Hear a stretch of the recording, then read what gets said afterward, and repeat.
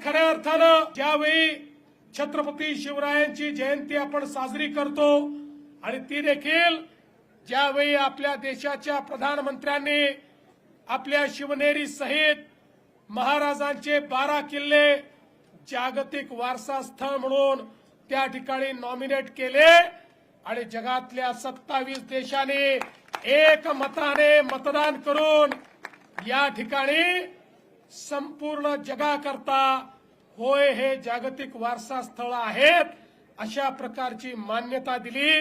आमच्या आशिष शेलारांनी ते प्रमाणपत्र देखील या ठिकाणी घेतलं। त्यामुळे आता आपले शिवराय हे जागतिक होतेच, पण आता जगाने देखील मान्य केलंय की त्यांनी निर्माण केलेले किल्ले हे जागतिक वारसा स्थळ आहेत।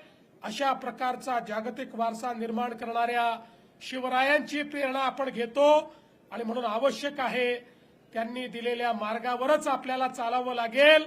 त्यांनी दिलेला मार्ग हाच मार्ग विकासाचा मार्ग आहे, तो प्रत्येकाच्या उत्थानाचा मार्ग आहे।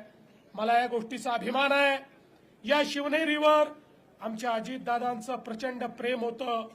मागच्या काळात आम्ही घोषणा केली होती या महाराष्ट्रातले शिवरायांचे सगळे किल्ले हे आम्ही अतिक्रमण मुक्त करू आणि आज मला सांगताना आनंद वाटतो पुणे जिल्ह्यातले सगळे किल्ले आता अतिक्रमण मुक्त झालेले आहेत। एकही किल्ला या ठिकाणी अतिक्रमण नाही।